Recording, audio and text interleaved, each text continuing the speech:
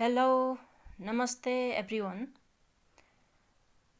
Welcome to in this channel.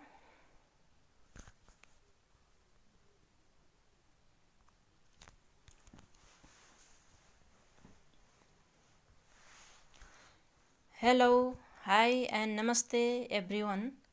First of all, I'd like to welcome all of you in this channel.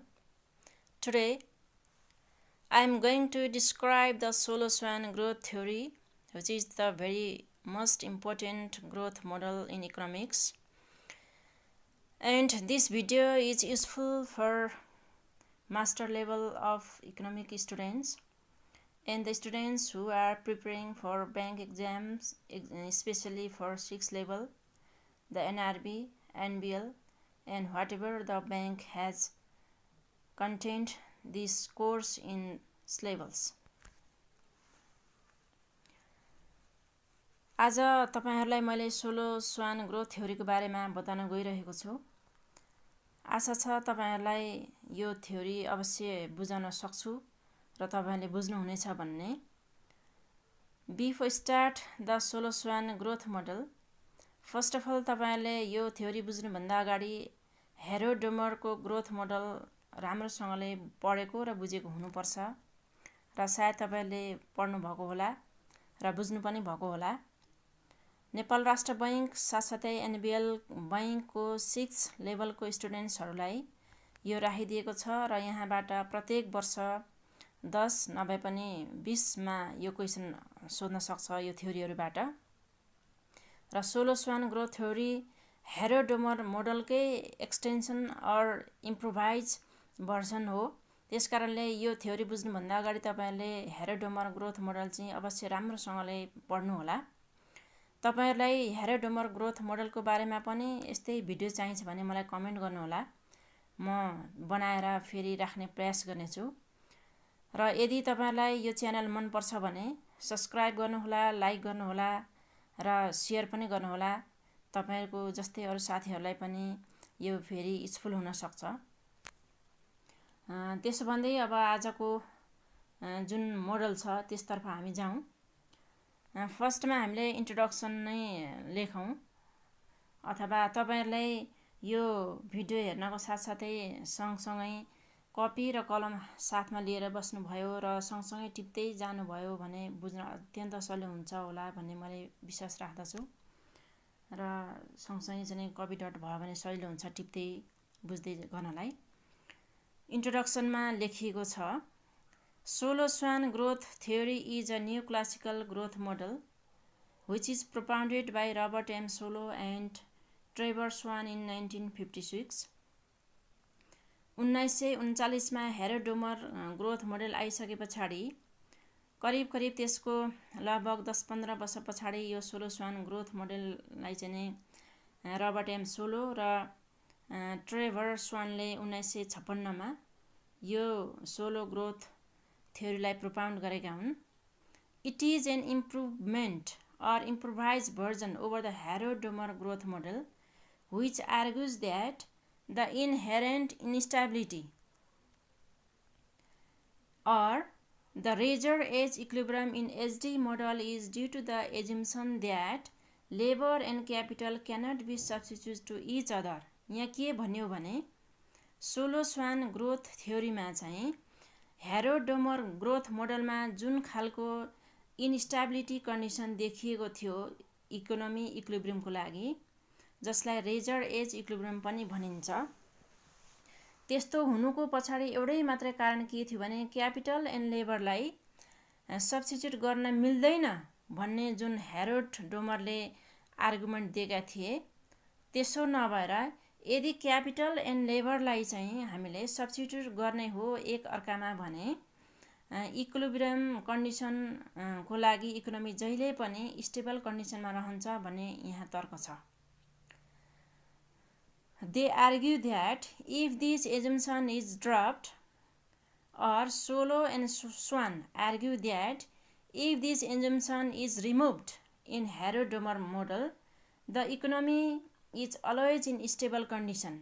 Further, this model states that the economic growth is the result of three factors of production: capital, labor and technology. र Solow-Swan growth मोडलमा labour, capital र टेक्नोलोजीलाई same प्रोपोर्सनमा हामीले use गर्ने हो भने capital, labour र technology use गरेकै प्रोपोर्सनमा output पनि growth हुन्छ भन्ने कुरा यस मोडलमा चाहिँ देखाइएको छ, जसलाई capital is the function of labour, capital and L.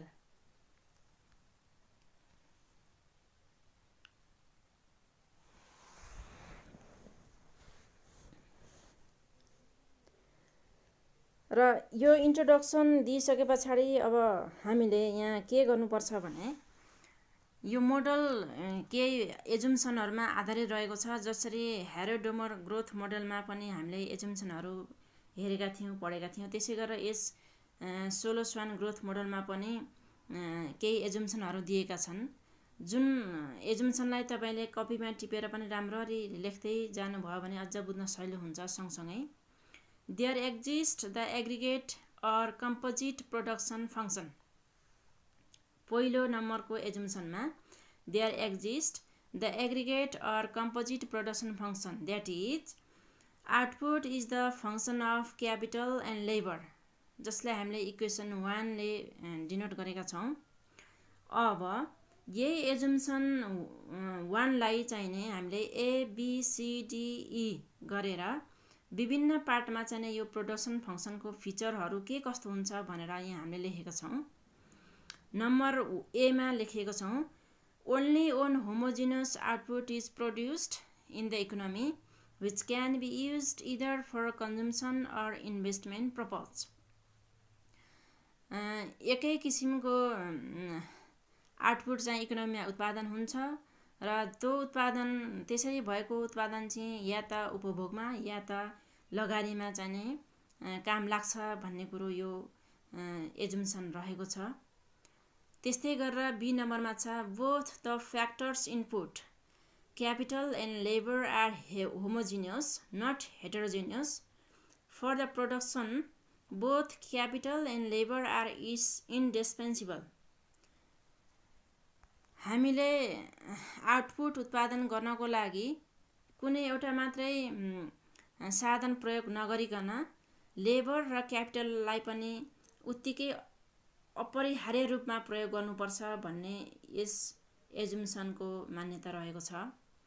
That is यदि हामीले लेबर बिना क्यापिटल मात्र राख्यौं र क्यापिटल बिना लेबर मात्र राख्यौं भने आउटपुट पनि 0 हुन्छ भन्ने कुरा यस एजुम्सनले देखाउँछ। नम्बर सी मा the marginal productivity of capital and labour are positive, that is first derivative of labour and the first derivative of capital greater than 0, that means MPL, marginal productivity of labor and marginal productivity of capital is greater than 0. Similarly, in assumption D, the marginal productivity of capital and labor are declining. That is, the second derivative of labor and capital is less than 0. It means the slope of MPL and MPK are negative. Number E, the production function is homogeneous of degree 1, that is, output is the function of capital and labor, which implies lambda y is the function of lambda k and lambda l. This implies that constant returns to scale, which means all factors are variable. If we increase the capital and labor in the same proportion, the output also get increase the same proportion. यसको मान्यता भनेको यो हो र यस जुन यो 1 नम्बरको ई मा रहेको एजुम्सन छ, यसलाई हामीले उतापटि राम्रोसँगले बुझ्न सक्छौं, यसको इम्प्लिकेसन उतापटि गरिएको छ। Capital and labour are substitute number 2 को एजम्सन रहेको छ labour force is growing at an exponential rate or at constant and rate that is 1/L dot dl by dt equals to n or lt equals to LOE अनि यसको पावरमा nt लियोन्टिभ टाइपमा यानि कि exponential रेटमा लेबरको जुन productivity छ त्यो चाहिँ टाइम अनुसार बढ्दै जान्छ भन्ने एजम्सन यसको रहेको छ in equation 2 LT stands for supply of labor but in equation 1 L stands for employment which is demand that is full employment is perpetually mentioned in this model too तपाईहरुले के बुझ्नु पर्यो भने सुरुमा हामीले 1 नम्बर इक्वेसनमा प्रयोग गरेको output equals to function of K and L भनेको यहाँ एल चाहिँ डिमान्डको रूपमा स्ट्यान्ड्स भएको छ डिमान्डको रूपमा आएको छ भने जुन 2 नम्बर एजम्सनमा जुन लेबर फोर्सको कुरा गरिएको छ र यो एक्सपोनेन्शियल रेटले बढेको छ भनिएको छ यसमा चाहिँ तपाईहरुले यो बुझ्नु पर्यो कि यो चाहिँ अरु केही नभएर सप्लाईको रूपमा आएको हो र काम गर्ने वर्करको रूपमा आएको हो भनेर बुझ्नु पर्यो त्यस्तै गरेर नम्बर 3 मा saving is a constant proportion of income or output that is saving equals to propensity to save times income or output where 0 less than propensity to save less than 1 यो स्मल s ले हामीलाई के denote गर्दछ भने यो भनेको average marginal प्रोपेन्सिटी to save हो अथवा मार्जिनल प्रोपेन्सिटी टु सेभ हो जुन हामीले हाम्रो इन्कमबाट कन्जम्सनमा गरेको खर्च र डिस्पोजेबल जुन इन्कम हुन्छ त्यहाँबाट बचत गरेर हामीले सेभिङ चाहिँ गर्ने हो यसलाई चाहिँ यो जहिले पनि 0 less than s less than 1 हुन्छ यो बुझिराख्नु होला त्यसै गरेर 4 नम्बरको एजम्सनमा investment is given by the increase in capital stock that is IT equals to dk by dt जसलाई इक्वेसन नम्बर 4 मानिएको छ for simplicity it is assume that there is no depreciation हामीले चाहिँ सरलताको लागि त्यहाँ डिप्रिसिएसन हुँदैन भन्ने एजम्सन पनि राखिएको छ अब सुरुमा अघि हामीले जुन lambda y is the function of lambda k and lambda l भन्ने एजम्सन राखेका थियौं र त्यसलाई हामीले इम्प्लिकेसन उतापट्टि गरिएको छ भनेका थियौं त्यसको बारेमा यहाँ बुझौं implication of assumption first of e भनेको 1 नम्बर एजम्सनको जुन e नम्बरमा रहेको थियो त्यसको प्रोपर्टिज एजम्सनमा that is lambda y equals to function of lambda k and lambda l since it shows constant returns to scale it is linearly homogeneous production function so it is can be written in the form of k by l ratio भनेर चाहिँ हामीले यसरी बुझ्नु पर्यो यसको मतलब यो हुन्छ कि we have lambda y is the function of lambda k and lambda l putting lambda equals to 1/L on both side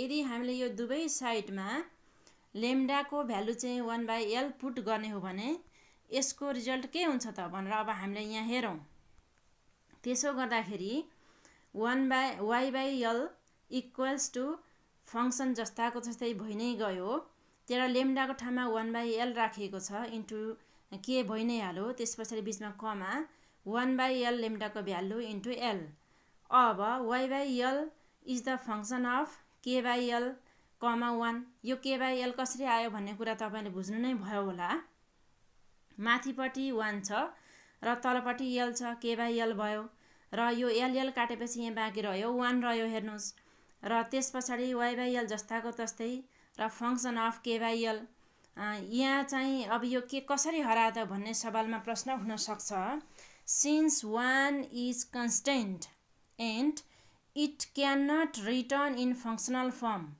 Only variable can be written in the functional form. यो 1 लाई चाहिँ हामीले फंक्सनल फर्ममा लेख्न सक्दैन। फलनको रूपमा 1 लाई यो कन्स्टेन्ट भएको हुनाले यो 1 चाहिँ फंक्सनल फर्ममा लेख्न नसकेको कारणले k/l मानियो। त्यसपछाडी द्याट इज यो y/l लाई हामीले स्मल y ले डिनोट गर्यौं। हेर्नुस् यहाँ स्मल y ले डिनोट गरिएको छ र यो स्मल y ले y/l लाई डिनोट गर्न साथ हामीले यो क्यापिटल F को जुन ब्र्याकेट भित्र k/l लेखिएको थियो यसलाई पनि स्मल फर्ममा लेखिएको हो। यसको मतलब यो हो कि जब राष्ट्रिय स्तरमा हामीले गर्ने उत्पादनलाई y भनिएको थियो र राष्ट्रिय स्तरमा गरिएको लेबरलाई चाहिँ हामीले क्यापिटलबाट जनाएका थियौं, त्यसै गरी यहाँ k/l रेशियो पनि त्यस्तै थियो भने यो चाहिँ per capita per unit output र per unit labour and capital हो भनेर बुझ्नु पर्यो। त्यति नै हो, यसमा अरु फरक केही पनि छैन। तसर्थ that is y/l implies small y जुनलाई चाहिँ हामीले पर क्यापिटा आउटपुट मानियो र similarly capital function of k/l implies small f bracket भित्र स्मल k जसलाई चाहिँ पर क्यापिटा क्यापिटल भनियो र यहाँ चाहिँ के भनिएको छ भने capital k/l equals to small k ले डिनोट गरिएको छ। हेर्नुस् यो प्रश्नमा देखिरहेको छ। Therefore small y or per capita output is the function of k/l ratio भनेर यसलाई v नम्बरमा एजुम्सन मानियो। Equation v is the per capita production function so long as assumption 1 holds true भनेको माथि हामीले 1 नम्बरमा गरेको जुन एजुम्सनहरु यदि सच्चा हो भने पार्टिकुलरली एजुम्सन 1 मा पनि एजुम्सन 1 को c र 1 को d the per capita production function हो भन्ने अर्थ लाग्छ र त्यसले चाहिँ के हामीलाई एक्जिबिट गर्छ भने the first derivative of k/l ratio is greater than 0 and the second derivative of k/l ratio is diminishing or negative हुन्छ भन्ने कुरा बुझ्नु पर्यो। which means that भनेर अब हामीले यहाँ फिगर बनाएर फिगरबाट पनि बुझ्न सकिन्छ यो कुराहरु। साथ यो कुराहरु तपाईले पनि बुझ्न सक्नुहुन्छ राम्रोसँगले। त्यसमा चाहिँ के गरिएको छ भने यतापटि पर क्यापिटा आउटपुट राखिएको छ र यतापटि पर क्यापिटा क्यापिटल मेजर गरिएको छ। यो जुन यो रेखा छ यसलाई चाहिँ पर क्यापिटा क्यापिटल र आउटपुट क्यापिटल र लेबरको रेशियो मानिएको छ। हेर्नुस् र यसलाई चाहिँ अलिकति हामीले एक्सप्लेन गर्नुपर्ने हुन्छ यो फिगरलाई र जसको एक्सप्लेन चाहिँ यसरी गरिएको छ। पर capita output is the function of per capita capital. The graph shows that if we can increase the per capita output by increasing the per capita capital, the per capita output is also increasing same proportion. It means the first derivative of k/l ratio is greater than 0, which implies that marginal productivity of production function is positive but declining. If k and l both increases by same ratio, the per capita output will be increased in the same way. जसरी हामीले k/l ratio जुन पर capita k/l रेशियोलाई जुन रेटमा हामीले increase गर्छौं पर capita output पनि सोही रेटमा चाहिँ इन्क्रिज हुन्छ भनेर चाहिँ बुझ्नु पर्यो। त्यसपछि डेरिभेसन अफ इक्विलिब्रियम कन्डिसन। अब इक्विलिब्रियम कन्डिसन चाहिँ कसरी हामीले डिराइभ गर्ने त भन्ने कुरामा यहाँ हामी जाउँ। The equilibrium condition of the economy requires ST equals to IT, which means saving equals to investment. That is dk by dt equals to SYT. यो चाहिँ अब फ्रम इक्वेसन हामीले कहाँबाट राखेका छौं त भन्दाखेरि यो कसरी आयो त भन्ने कुरा यहाँ बुझ्न सक्नुहुन्छ तपाईहरुले। SYT भनेर जुन भनिएको छ इक्वेसन 3 र इक्वेसन 4 बाट हामीले चाहिँ यो मान पुट गरेको हो साथीहरु। We have small k equals to k by l।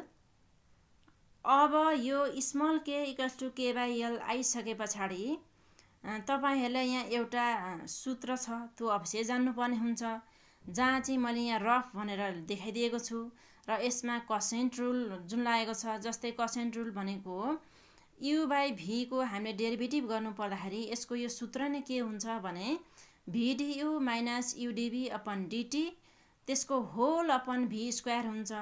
अब यहाँ हामीलाई पनि small k equals to k by l आको हुनाले यसको dk बाइ dt गर्दा फर्स्ट फंक्सन फिक्स सेकेन्डको derivative minus second function fix second function भनेको के हो फर्स्टको डेरिभेटिभ हो। यो चाहिँ कोसेन्ट रुल हो र यो कोसेन्ट रुललाई चाहिँ त्यसको अपन चाहिँ l स्क्वायर गरिएको छ। हेर्नुस् यहाँ यो बुझ्नलाई धेरै सजिलो छ।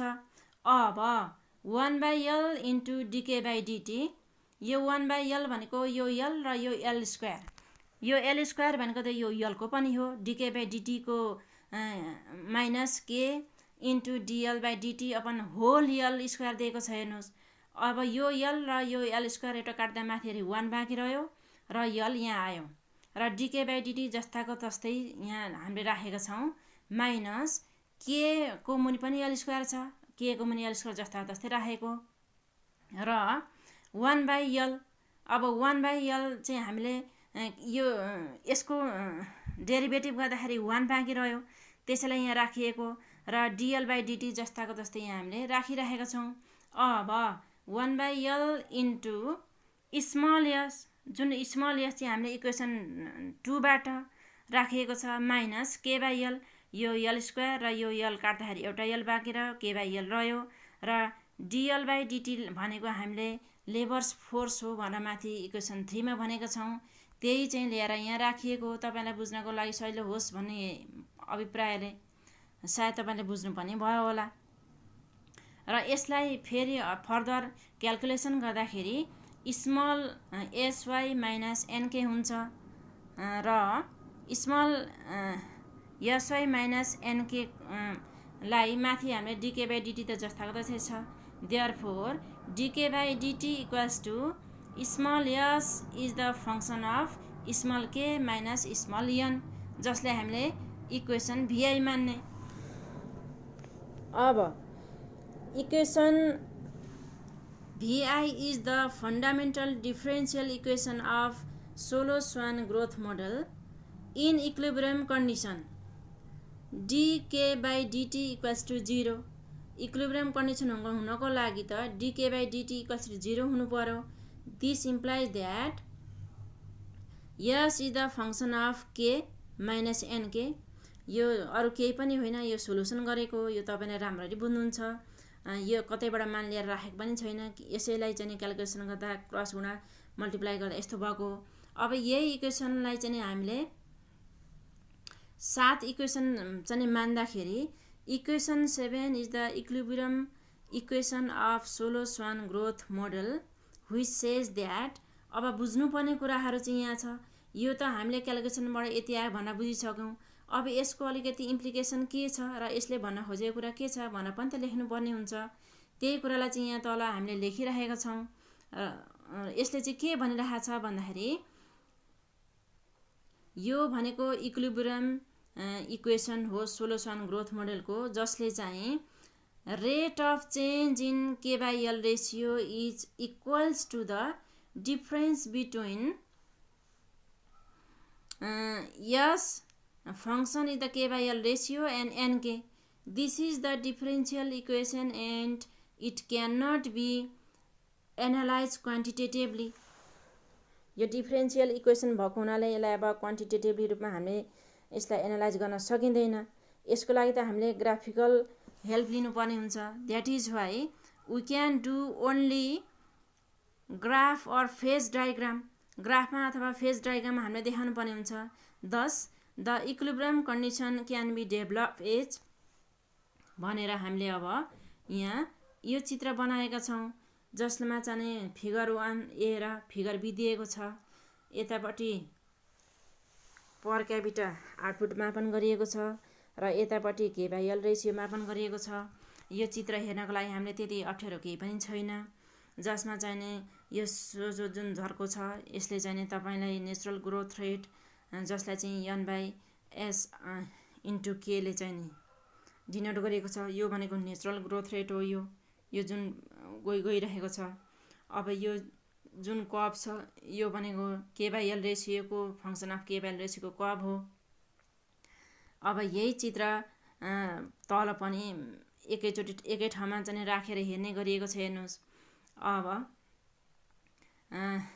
Saving is the function of MPS into income हो। यो चाहिँ हामीले यहाँ तल देखिरहेको छौँ। हेर्नुहोस्, अब यो चित्रको व्याख्या चाहिँ कसरी गरिएको छ भन्ने कुरा यतापट्टि छ। हेर्नुहोस्, in figure the equilibrium of the economy is established at point K star which equalizes function of K/L ratio and natural rate of K/L ratio. Now, Solow-Swan's main objective is to show that if economy deviates from equilibrium. अब सोलो-स्वान growth मोडेलको main beauty भनेको यहाँनेरि हो।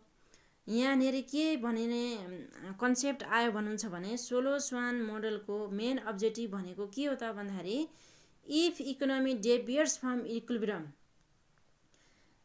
यदि economy चाहिँ equilibrium हुनको बाट deviates भयो, विचलित भयो, भाग्यो भने it will automatically returns to equilibrium. To show this let us consider to disequilibrium K L ratio जुन चाहिँ K1 स्टार र K2 स्टार हो। हामीले यहाँ चित्रमा पनि राम्ररी देख्न सक्छौँ। यो K स्टारमा चाहिँ यो इक्विलिब्रियम कन्डिसन हो, जहाँ चाहिँ हामीले नेचुरल ग्रोथ रेट र वारेन्टेड ग्रोथ रेट इक्वल्स पाएका छौँ यो पोइन्ट ईमा। तर यतापट्टि K1 स्टारमा जाँदा र यतापट्टि K2 स्टारमा जाँदा यी दुईटा डिसइक्विलिब्रियम कन्डिसन हुन्। यो K स्टार भनेको इक्विलिब्रियम कन्डिसन हो। अब के हुन्छ त त्यो अवस्थामा भन्दाखेरि there has been appear two cases.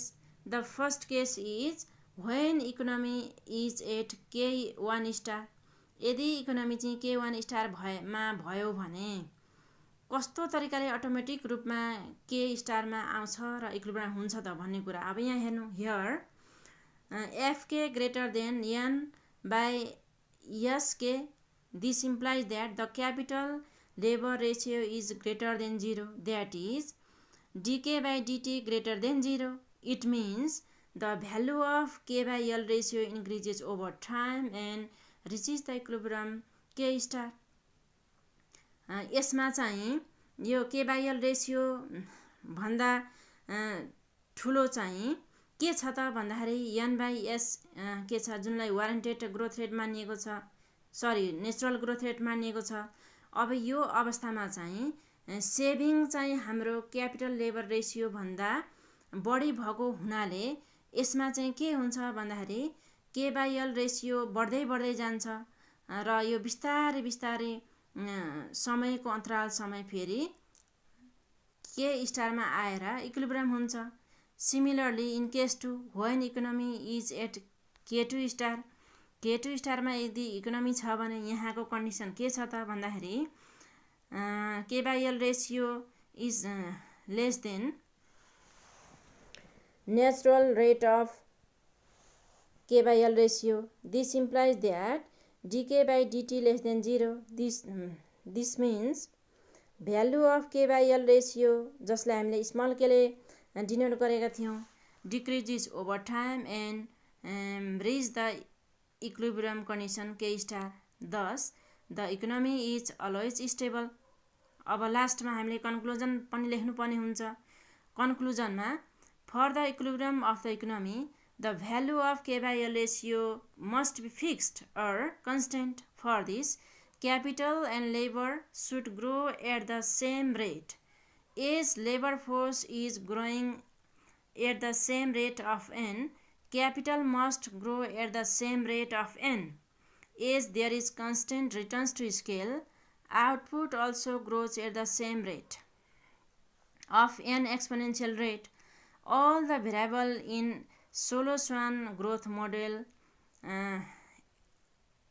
Solow-Swan growth मोडेलमा सबै भेरिएबल चाहिँ सेम रेटमा इन्क्रिज हुँदै जाने भएको हुनाले it is called steady state growth rate. अब अन्त्यमा फेरि यो पनि कन्क्लुजनमै बुझ्नुपर्ने कुरा के हो भने दस द स्टेडी स्टेट इक्विलिब्रियममा अब नेसनल लेभल तर्फ जानु पर्यो हामीले। अहिलेसम्म त हामीले पर क्यापिटा आउटपुट र पर क्यापिटा के/एल रेसियोको मात्रै कुरा गरिरहेका थियौँ। अब y dot equals to k dot equals to l dot equals to n exponential rate भनेर बुझ्नु पर्यो हामीले। यहाँनिर हेर्नुहोस्, अब यो भनेको के हो, where y dot equals to 1/l equals to dy/dt, k dot equals to 1/k equals to dk/dt र l dot equals to 1/l equals to dl/dt। This means all variables growth rate is same as an exponential rate. Therefore, it is the case of stationary state equilibrium भनेर हामीले भन्न सकियो।